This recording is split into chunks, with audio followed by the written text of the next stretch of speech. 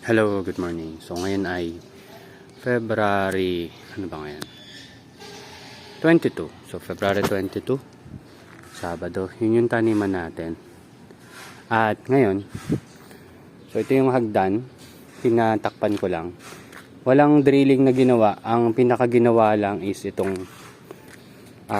welding. Ito yung mga existing na bakal dito. Pina-weld lang. Ayun, so parang dinugtungan lang. Minsan kasi may mga naputol na bakal dito.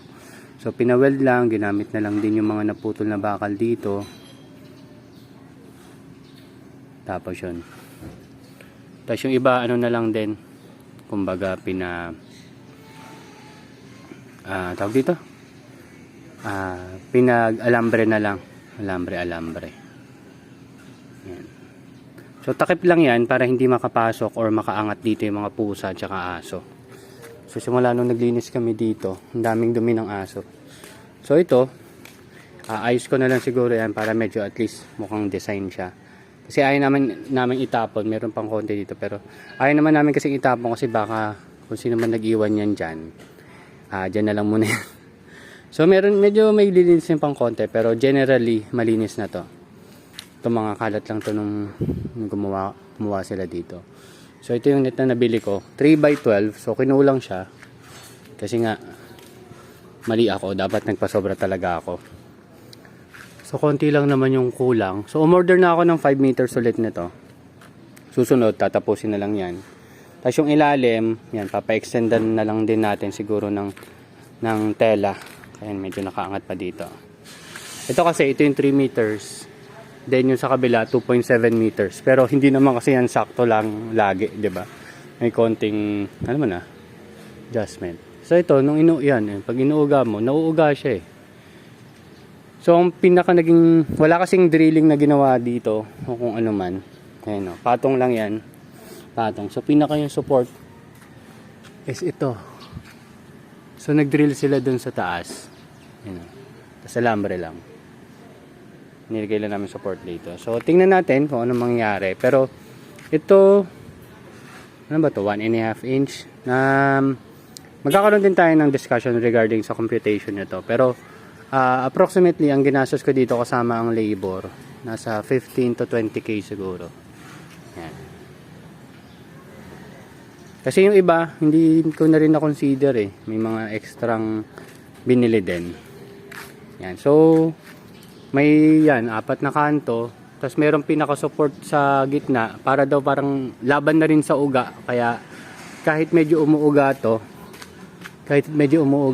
okay lang naman kasi may support naman dun sa kabila eh.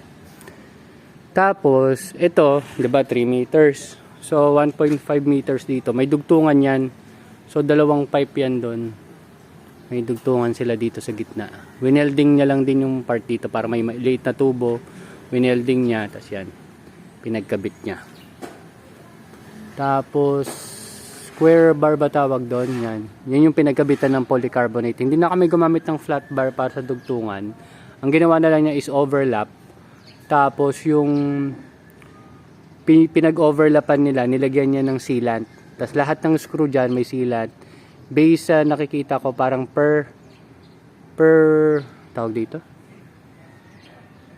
Polycarbonate, kada polycarbonate may 4 na drill siya. So gumamit kami dito ng 4 na polycarbonate. So itong 3 mga span tapos may sobra pa doon. So yung isang span ng polycarbonate pinutol para doon sa last part. So pasukin natin. So nagpalagay din ako ng pinto.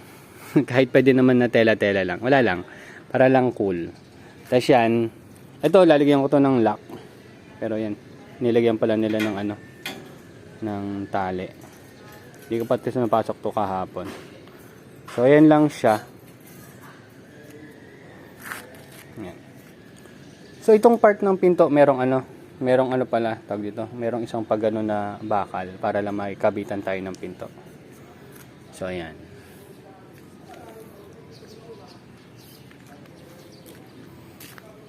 Ito yata, kung hindi ako nagkamali, nasa 92. Pero hindi pa to talaga yung nakikita kong sinasabi nilang net for for farm yung 200. Hindi ko sure. Basta yun. 100 plus kasi yun. So, trial pa lang naman tayo. Ang medyo inisip ko kung sisingit ba yung mga ibon dun sa pagitan. Kasi ang pinakataas niyan, ito, kung gaano kataas tong flat bar na to. Siguro mga 1 inch yan. 1 inch yata yan. Yung thickness hindi ko alam, pero makikita nyo lang dun siguro sa resibo. Ayan, pero kung makita nyo, may pusa dun, no? May pusa. So, may pumunta talaga mga pusa dito. So, yan. So, ang nangyari, kasi gusto ko, madidismantle natin to in case kailangan natin siyang ilipat or kung kailangan na magpatuloy ng second floor tong may-ari. So, yung ginawa nila yan, maliban sa detachable yan, nakascrew. Nakascrew yung mga taas. Ayan, kung makita yung may mga screw. Hindi ko lang itong tawag sa screw na yun, basta screw. Ayan. So, yun yung pinaka-support natin dito. So far, okay naman. Ayan. Tapos ang ginawa nila, parang nakatahi. Ayan o. Sunset ba tawag dyan yan? Hindi ko kasi maisip kung paano ikiklip eh. Pero yun nga, ang sabi ko sa kanila, kayo na mag-isip kung paano nyo gagawin. Yan yung ginawa nila. So, parang tinahi nila yan. Diyan. Ganun din ginawa nila sa taas.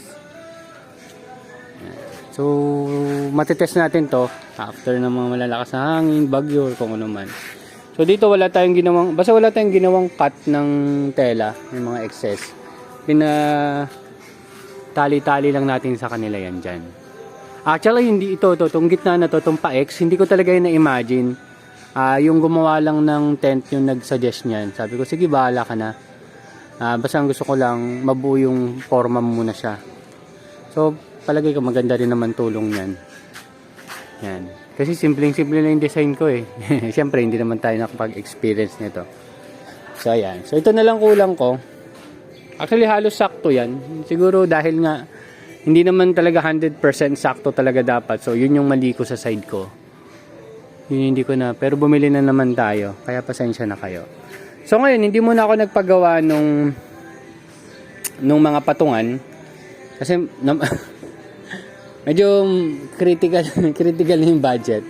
Pero mababawi naman natin yan. So ngayon, tulad na banggit ko is harvest time ko.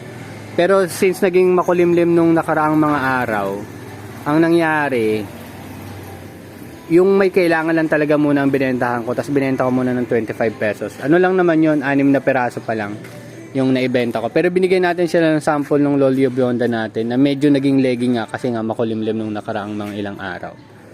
So ayan, so kailangan natin takpan yan, yung darating na net, yun yung ilalagay natin dyan.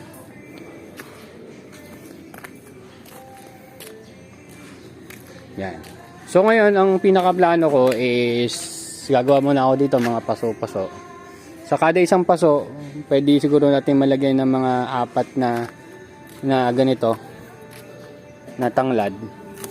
Kasi imagine niyo dati itong isang lagay na to, isang peraso lang, kunyari ito lang siya. Tapos naging ganito siya karami. So ang yun ang gagawin natin ngayon, nakapaso siya diyan sa paligid. Yan. Yun yung una kong gagawin today. Since wala pa naman tayong ibang magagawa maliban doon. Then yung mga excess kong o yung mga extra na nating styro doon is ilalagay ko na diyan, i-set up ko na. So kung may mapapatungan ko, ipapatungan ko na. At ito pa pala, kasi importante sa atin since hydroponics tayo is yung tubig or water source. Ayan, mula dun sa bahay namin, nagpa-extend ako ng tubig. Punta dito. Basta ewan ko kung ba't bumaloktot doon, kung paano nila. Basta yan. Ganyan nangyari. Ayan. So merong gripo dito, tapos meron tayong main on-off doon sa kabilang side.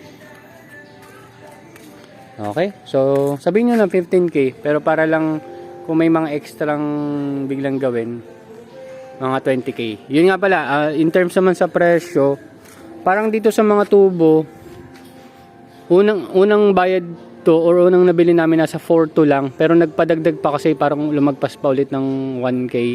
So, sabihin mo na mga 6K ang ano mo sa bakal, kasama na yung mga square bars na yan. Tapos dito naman sa polycarbonate, kasi hindi naman ito yung kasing kasing kapal ng ginamit ko dun sa polycarbonate ko dun sa bahay, gumastos dyan ng 800 per piece. Yan. So, 4. So, 3,200. So, doon pa lang, meron ka ng 9,200. Tama ba? 6,000 plus 3,200. 9,200. Tapos yung labor, ang inabot ng labor ko is 4,300. So, dinagawa na natin 4,500 kasi nag-overtime pa rin sila kahit papano. Pero libre kain yon. Libre merienda, libre kain. So, wag nyo naman masyadong baratin yung gagawa ng tent nyo kasi maliban sa binabayaran natin yung oras nila, binabayaran natin yung skills na meron sila. Yun. Okay, so yun lang naman. Yan, nakita nyo na yung mga pwede natin expandan. Nga pala, yung susunod na pag pinabalik ko kasi pala sila dito para tapusin to. Malamang isa lang na lang yung babalik eh. Papalagay tayo dito ng 1/3. So, yung 3 meters ganyan kahaba eh. Pero 1 meter lang by 3, tas yung height is 1 meter lang pinakamataas. 1 meter tas 0.7 yung kabila. Parang ganun yung ratio katulad ng dito. Papagawa tayo dyan. At yun yung magiging trial natin ng kumbaga budget friendly initial. Kung gusto mo lang talagang subukan, tingnan natin kung magkano yung budget na makukuha natin. Ayun. So asikasuhin ko na yung dapat kong asikasuhin. Kukuha ako ng polybag ko dun sa bahay. Then, isa-isa nating gawan to ng setup. So, siguro nasa isang location muna sila. So, dadala na rin akong walis. Mukhang kailangan ko pa rin magwalis-walis dito. That's it. Thank you very much and see you next update, guys. Bye-bye.